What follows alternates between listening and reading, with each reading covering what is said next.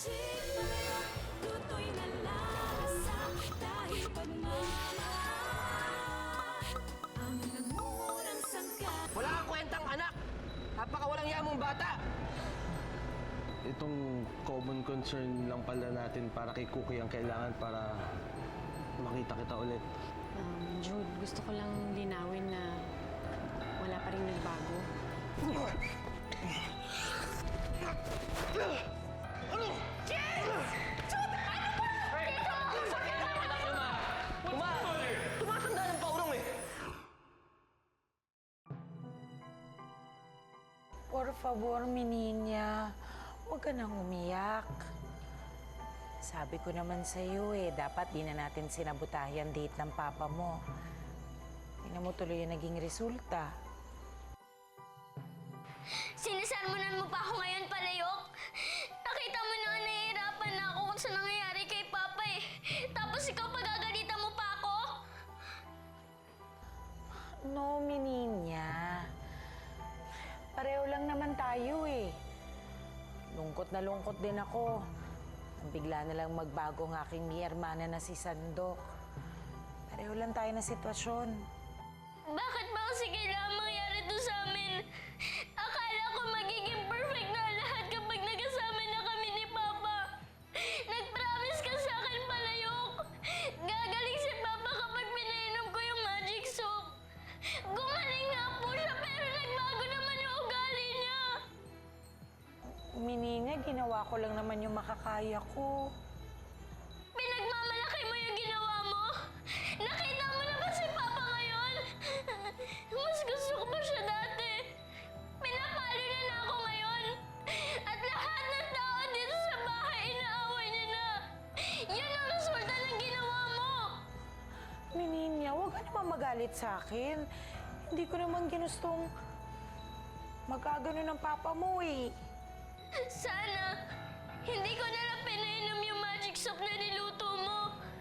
Mas gusto ko pa si Papa noon. Naglalaro kami. Magkasundo. Eh ngayon, kasalanan mo lahat to, Palayok. Kasalanan mo kung bakit nagbago yung ugali ni Papa.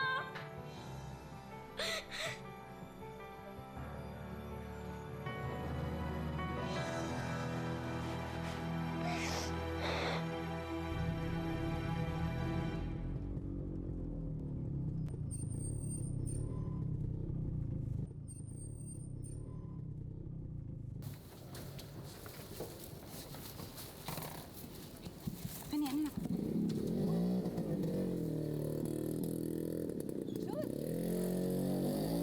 Good morning po. Good morning naman.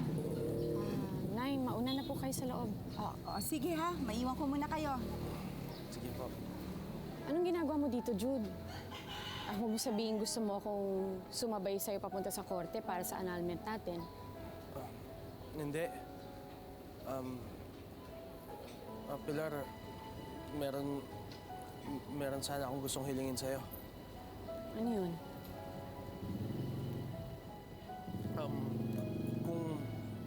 Kung pwede sana, huwag ka na lang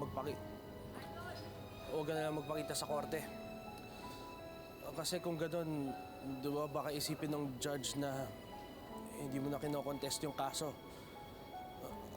Hayaan mo na lang yung lawyer mo ang andon. Nag-usap na rin naman sila ng lawyer ko So tingin mo mas mabuting gawin natin yun para mapabilis ang annulment natin? I believe so. Sige. Kung ganun, hindi na lang ako pupunta. Sige. Salamat. Mauna na ako. Yun lang naman ang pinunta ko Sige.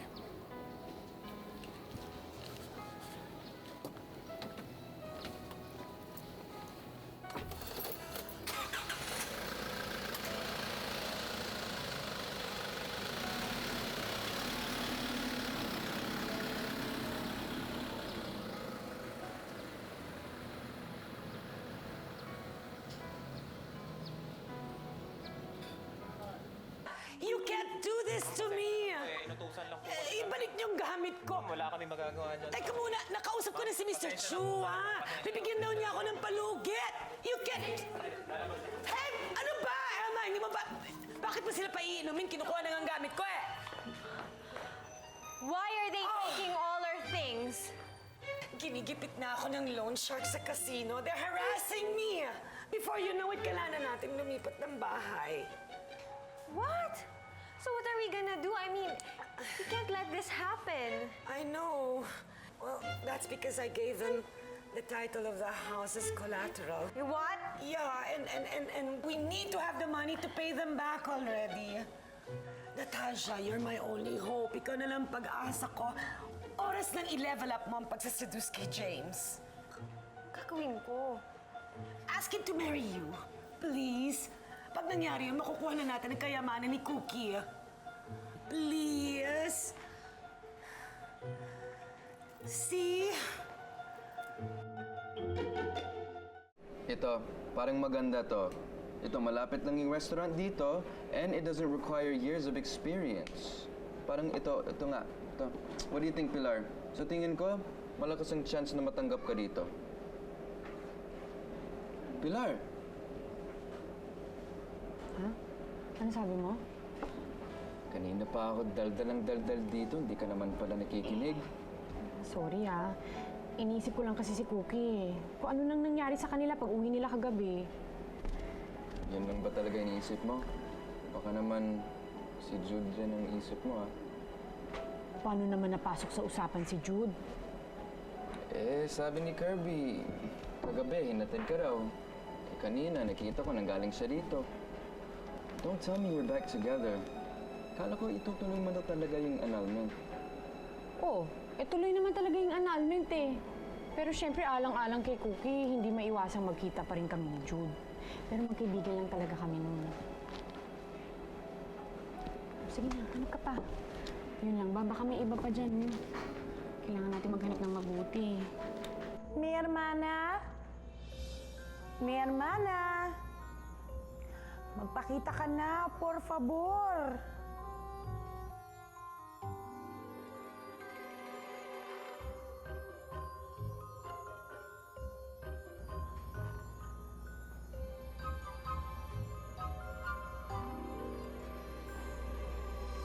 ¿Cómo estás, Palayok? Saan ka na naman ba nagpunta? De donde vienes? Ano bang pakialam mo? Ba't ang dami mong tanong, ha? Ang dami na kasing nangyari dito sa bahay, hindi mo pa alam. Yung tungkol ba sa papa ni Cookie? Alam ko ang lahat, mi hermana. Mi hermana, may kinalaman ka ba sa pagbabago ng timpla ng sabaw na pinainom namin kay Senyor James? Kay barbaridad, Palayok! Pinagbibintangan mo ba ako? Mi hermana, gusto ko lang malaman ng totoo dahil sa akin nagkakalit si Cookie. Ako ang pinagbibintangan niya sa nangyari sa papa niya. Huwag mo akong sisihin sa mga kapalpakan mo. At yung tungkol kay Cookie, buti nga sa kanya. Ikaw ang pinili niya, pues magdusa siya. Ako ang initsyapuera niya, ako naman ang mas magaling at mas muy talentoso sa ating dalawa.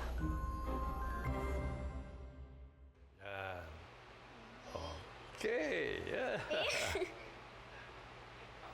Kandahan mo, ha? Yan. Talaga bang ganun kalaki galit niyo sa akin at pinapersonal niyo ako? James, huwag mo kong pagsalitaan ng ganyan. Lolo mo ako, bigyan mo naman ako ng konting galang. Paano kung gagawin yun? Kinancel niyo lahat ng credit cards ko. Tapos pinagsabihin niyo yung driver na wala akong pwedeng gamitin sa sasakyan kahit isa? Tinuturuan lamang kita ng leksyon. Imbis na inaatupag mong yan si Natasha yan. Mabuti pa, why don't you look for a job, for example? I'm not a kid! Stop telling me what to do. Hindi niyo ako pwedeng manduan. Papa, tama na po ba? Makasama pa kay Lolo. Isa ka pa. Kapag naaalala ko yung ginawa mo ng date ko, kumukulo dugo ko sa'yo. Huwag kang haharap sa akin.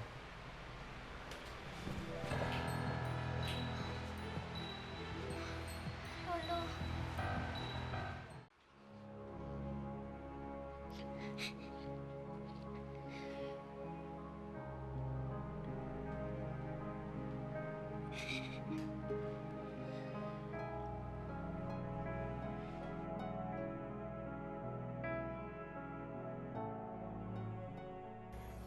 Mininya, tahan na. Ginawan kita ng torta de dulce para mawala yung lungkot mo.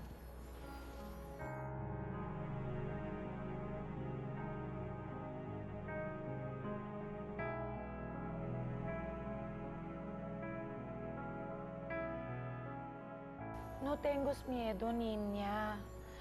Gagawin ko lahat ng paraan para malaman ko ano yung misteryosong rekadong nahalo sa sabaw ng papa mo. At pag nalaman ko kung ano yun, gagamitin ko ang lahat ng salamangka ko para lang kontra ng epekto nun sa papa mo.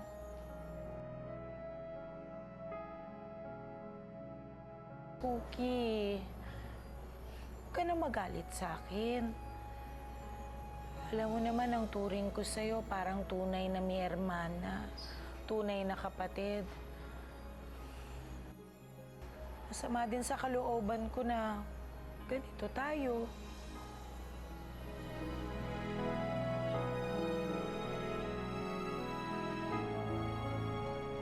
Mi niña, por favor, kausapin mo naman ako. Pasensya ka na, Palayok. Kung sa'yo ko sinisi ang lahat. Alam ko namang wala ang kasalanan eh. Kaya kita napagalitan kasi galit lang ako nun. Ni Diyos, muchas gracias. Bati na kami ni Mininya. Pilar, saan ko dadalhin to? Sa banyo na lang. Salamat, Nico. You're welcome. Iba na yan ate ah. Mukhang kinakarol na ata na yung pangliligaw. Excuse me? Sino mo nagsasabi sa'yo na nanliligaw yung tao? Sus! Basang-basa ko na yun si Kuya Nico. Ngayon na pinaanal niyo na ni Kuya Jude yung kasal niyo, umaasa ata siya na makapasok ulit siya sa eksena. Ikaw talaga ang dumi ng isip mo. Magkaibigan lang talaga kami ni Nico, no? Baka para sa'yo magkaibigan lang kayo. Pero para sa kanya, siguro gagawin niyang lahat para makapasok lang sa puso mo. Para maging more than friends pa kayo. Di ba? Pa yan? Kirby talaga?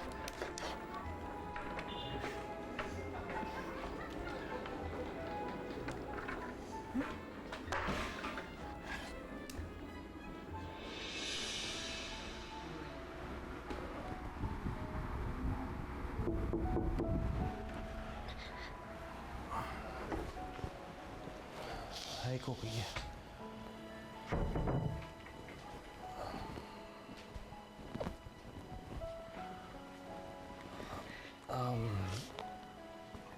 Alam ko, nahihirapan ka at nasasaktan sa lahat ng mga nangyayari ngayon. Pero sana, Cookie, pagpasensyahan mo na lang muna ang papa mo, ah. Baka kasi naninibago lang siya sa buhay niya ngayon, kaya ganun siya umasta. Parang nagbibinata. Huwag na po kayo mag-alala, Tito Jude. Hindi ko naman po yun iniintindi. Iniintindi ko na lang po siya. Hayaan mo. Pagka hindi na mainit ang ulo ng papa mo, kakausapin ko siya. Makikipagbati na ako sa kanya. Yun naman ang gusto mo, hindi ba? Actually po, Tito Jude, bala ko po magluto ng special dinner mamayang gabi. Para po makompleto na tayong pamilya. At para mag-usap-usap na rin po kayo ng maayos. Sige, magandang idea yan, Cookie.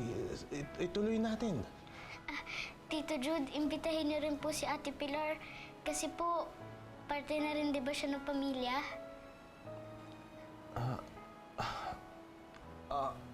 Sige. Iimbitahin ko rin si Pilar.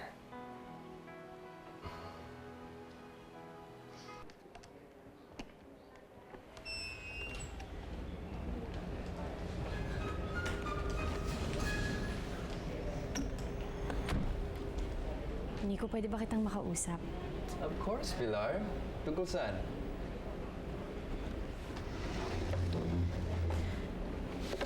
Gusto ko ng diretsong sagot, Nico. Ano ba talagang intensyon mo sa akin? Bakit ginagawa mo ang lahat ng to para sa pamilya ko? Hindi pa ba obvious kung bakit, Pilar? Isa lang naman intention ko eh. Gusto ko, mapansin mo rin ako. Hindi bilang kaibigan, kundi bilang isang tao na pwede mong mahalin. Laking tanga yung Jude eh. Parang sinaing niya talagang pagmamahal mo. Sana ako nang magustuhan mo, Pilar. Kasi hindi ko gagawin sa'yo.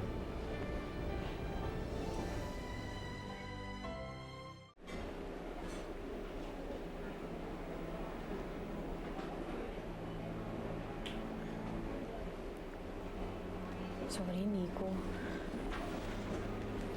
Kung hindi ka pa ready, willing naman ako maghintay sa'yo eh.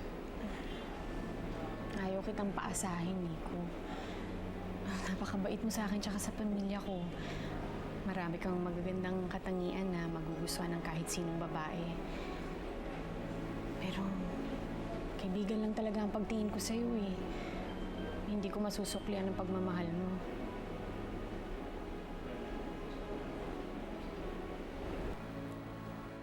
I have a good news for you, Jude.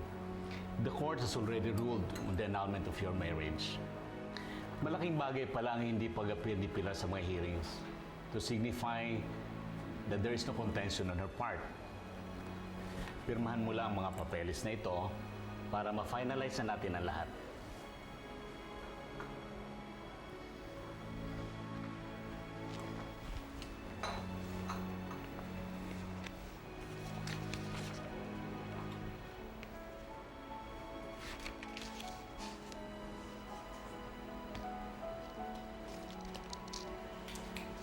Jude, you need to sign all those papers.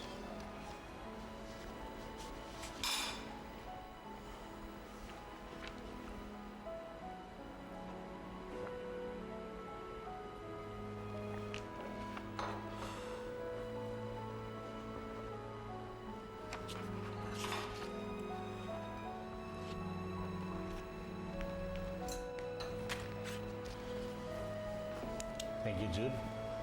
And congratulations, you're a bachelor once more.